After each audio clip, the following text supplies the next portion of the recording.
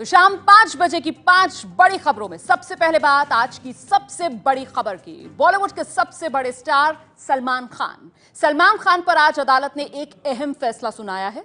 18 साल से चल रहे गैर कानूनी हथियार रखने के मामले में सलमान खान को आज जोधपुर की अदालत ने बरी कर दिया है।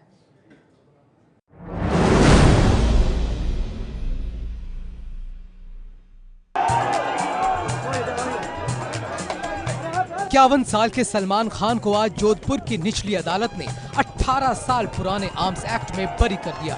अदालत ने संदेह का लाभ देते हुए सलमान को बरी किया। अदालत के फैसले के वक्त सलमान खान के साथ उनकी बहन अलवीरा और उनके वकील मौजूद थे। आज जब सलमान खान कोर्ट में पहुंचे तो सबसे पहले जज ने उनका नाम पूछा। सलमान खान ने अपना नाम बताया, सलमान खान। इसके बाद जज ने कहा, आप दोष मुक्त किए जाते हैं। फैसले के बाद सलमान के चेहरे पर खुशी दिखी। इसके बाद सलमान ने कोर्ट में ऑटोग्राफ भी दिए। अदालत के फैसले के बाद सलमान ने ट्वीट कर लोगों का शुक्रिया अदा किया। उन्होंने लिखा, समर्थन और शुभकामनाओं के लिए आप सभी का बहुत शुक्रिया। ये समाज सोचता है कि सलमान ने ही ये किया था और आज जो इस आर्म्स एक्ट जो बरी हुए हैं, इसकी फैसले की प्रति मिलने के बाद हम आगे की कार्रवाई देखेंगे, हाईकोर्ट अपील करेंगे। सलमान खान का ये मामला 18 साल पुराना है। सलमान पर गैर कानूनी हथियार रखने का आरोप था। हथियार रखने की लाइसेंस की मियाद खत्म हो गई थी। इन हथियारों से चिंकारा काले हिरण के शिकार का आरोप था। घटना 1998 की है, जब वो फिल्म हम साथ साथ हैं की शूटिंग कर रहे थे। 1998 में सलमान पर आर्म्स एक्ट के तहत मामला दर्ज किया गया। शिकार को लेकर सलमान पर कुल 4 मामले दर्ज हुए थे, जिनमें से ये एक था। इन 4 में से 2 मामलों में अदालत ने सलमान को सजा भी सुनाई थी, लेकिन हाईकोर्ट ने दोनों मामलों में सलमान को बरी कर दिया था। आज इस मामले में बरी होने के बाद सलमान खान के फैंस के लिए आज का दिन किसी बड़े त्योहार से कम नहीं है। एक तरह से कोर्ट ने बरी किया तो सही किया होगा उसके लिए। I think so. मैं भी उसके फेवर में, उसकी बहुत बड़ी फैन हूँ। 9+ सब बहुत बड़े फैन, उससे मिलने आए थे। आजकल दूर से देखा बट दिख गया। सलमान खान के फैंस भले ही खुशी मना रहे हैं, लेकिन बिश्नोई समाज काफी गुस्सा है। सलमान पर जिस काले हिरन और चिंकारा को मारने का आरोप है, वो बिश्नोई समाज के थे। जानवरों को बिश्नोई समाज अपने बच्चों की तरह मानता है। अब बिश्नोई समाज का कहना है कि वो इस फैसले को हाईकोर्ट में चुनौती देंगे।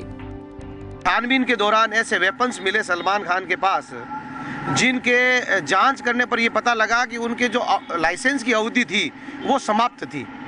तो लाइसेंस की अवधि समाप्त हथियार मिलना अपने आप में एक रिकॉर्डेड अपराध है। वन विभाग और पुलिस की जो भी इन्वेस्टिगेशन एजेंसी है, उस एजेंसी से की जांच को हम चुनौती देते हुए हम चाहते हैं कि इसको हम हाईकोर्ट के अंदर चुनौती में लेके जाए। सलमान खान बॉलीवुड के सबसे बड़े स्टार हैं। ऐसे में इस मामले में बरी होने से बॉलीवुड ने फिलहाल बड़ी राहत दी है, क्योंकि उनकी फिल्मों पर सैकड़ों करोड़ रुपए दांव पर लगे हैं। तो शाम 5 बजे एबीपी न्यूज पर दिन की 5 खबरें देख रहे हैं आप। अब रुख दिन की दूसरी खबर का। पंजाब की टक्कर। पंजाब विधानसभा चुनाव का आज आखिरी दिन था पर्चा दाखिल करने का, और आज अमरिंदर सिंह सिद्धू समेत कई दिग्गजों ने पर्चा भरा है।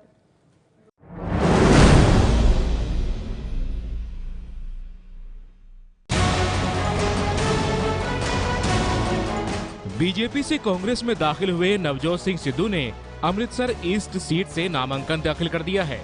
पर्चा दाखिल करने के बाद सिद्धू ने बादल परिवार पर निशाना साधते हुए कहा कि पंजाब में एक ही परिवार का राज रहा है, जिसने यहाँ के लोगों को लूटा, लेकिन अब ऐसा नहीं होगा।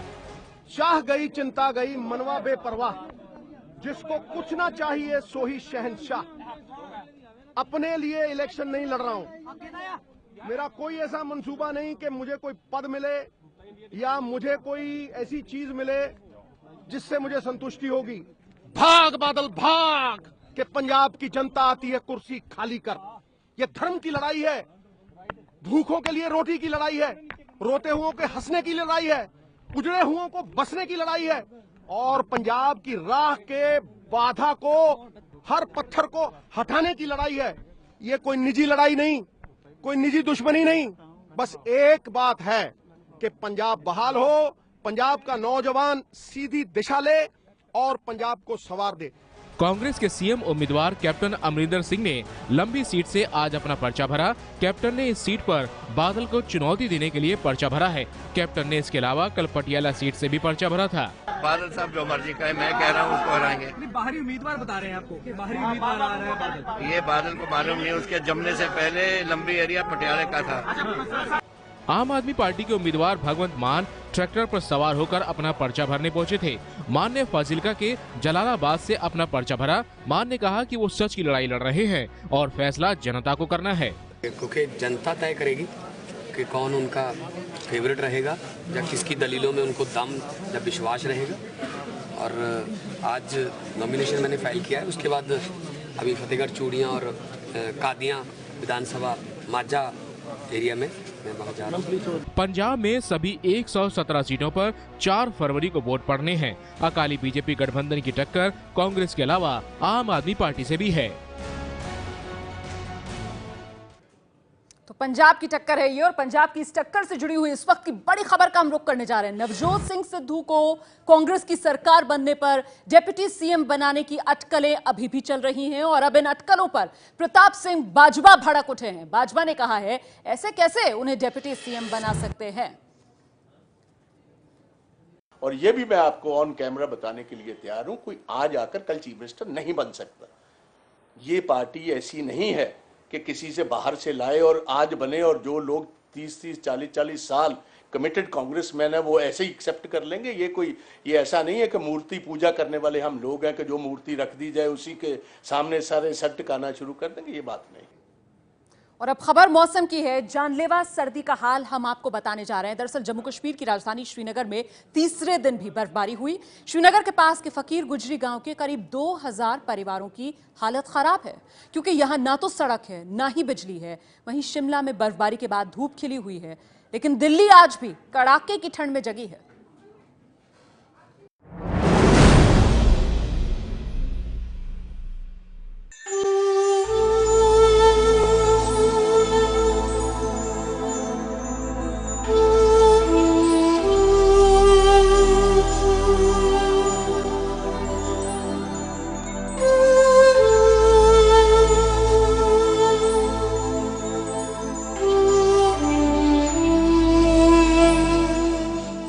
चारों तरफ सिर्फ बर्फ ही बर्फ, बर्फ की चादर से ढके घर और पेड़।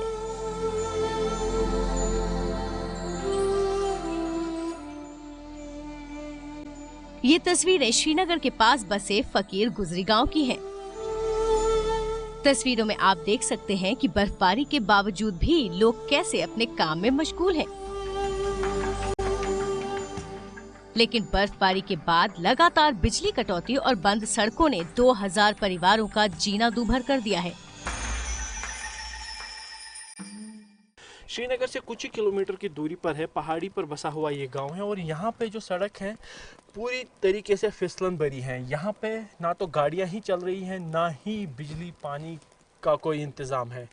ठंड इतनी ज़्यादा है कि पानी के नलके जम गए हैं, और जबकि सड़कों पर भी बर्फ़ ऐसी जम गई है कि इस पर गाड़ी फिसलन के बिना चल नहीं सकती। यानी यहाँ पे ऐसी जो है इस बर्फबारी में कोई भी गाड़ी ऊपर नहीं आती। गाड़ियाँ नहीं चल रही हैं, दूर तक पैदल जाना पड़ता है, कोई मशीन नहीं आ रही है नीचे से, तो जो बंदे थे काम करने वाले लेबर उनको काम नहीं मिलता है, तो परेशानी बहुत सी आ रही है। बिजली नहीं होती है कभी कभार, कुछ भी मोबाइल नहीं चल रहे हैं।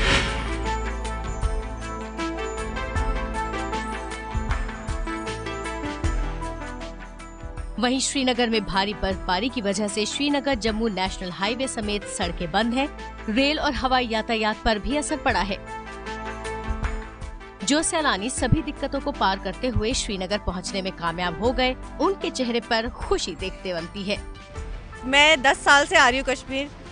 जितना ये बर्फ में अच्छा लगता है उतना कभी भी नहीं अच्छा लगता, और टूरिस्ट नहीं है, बस यही कमी है कश्मीर में। इस टाइम इतना ज़्यादा सुंदर है, हर किसी को इस टाइम सुबह 9 बजे निकल के देखना चाहिए, ये कितना बढ़िया लग रहा है।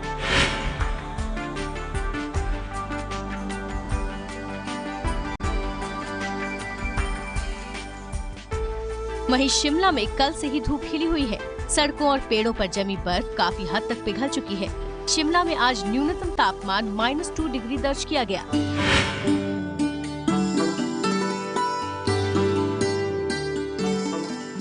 ये तो अब बात कर लेते हैं बीएमसी चुनाव में कार्टून वॉर पर। अगले महीने होने वाले बीएमसी चुनाव को लेकर माहौल गरमाने लगा है। माहौल गरमाने के लिए एक दूसरे पर कार्टूनों से हमले किए जा रहे हैं और इन कार्टून्स में कई ऐसे बेनामी कार्टून भी हैं जिन पर विवाद खड़ा हो सकता है।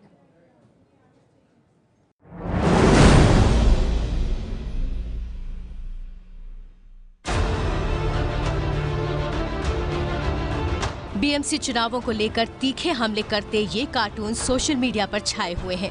सबसे ज्यादा हमले कांग्रेस की ओर से किए गए हैं। 22 साल से धोखा नाम से बनाए गए इस कार्टून में दिखाया गया है कि बीएमसी पर 22 साल के शिवसेना के शासन में किस तरह सड़कों पर पानी भरता रहा, सड़कें गड्ढों में बदल गईं और कचरे के धुएं से लोगों का जीना मुश्किल हो गया। दूसरी तरफ शिवसेना और बीजेपी के नेता पैसे लूट कर अपनी तिजोरियां भरते रहे। एक और कार्टून में बीजेपी का बिना नाम लिए कमलाबाई नाम से एक महिला को डांस करते हुए दिखाया गया है। वो कह रही है कि मैंने कुछ किया नहीं है, सिर्फ मोदी के नाम पर नाचती हूँ। एक और कार्टून में एक पालकी को उद्धव एक तरफ और बीजेपी दूसरी तरफ ले जाती दिखाई दे रही है।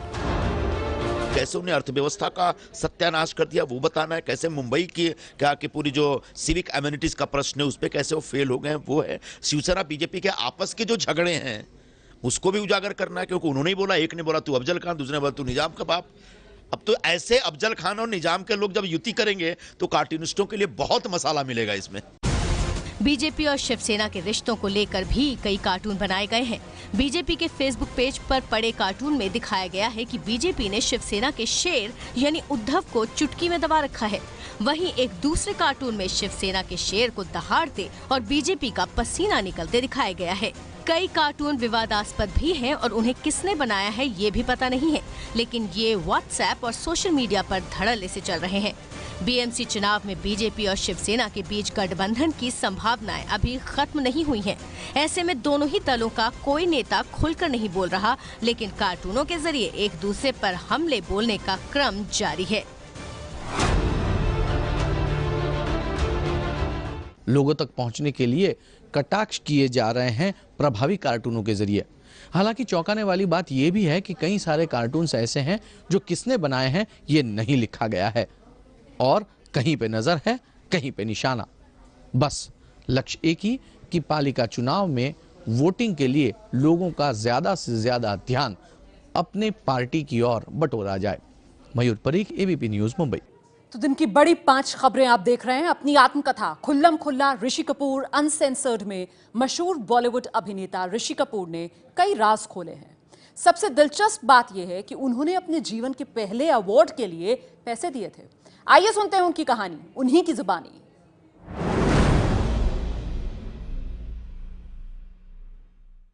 One guy and said to me, listen, if you give me this amount of money, I can get you the award for this film. So we went to it, but listen, this could be a con game. I'm not assuming that that money went into somebody's hands and the award was compromised. Let me say, we would rather think it was not compromised. But I did pay, and I did get it. So obviously I would think that I got it because I paid for it. Now obviously that money could have not gone there. I could have earned it on merit, but I have this guilt in me thinking that I bought the award.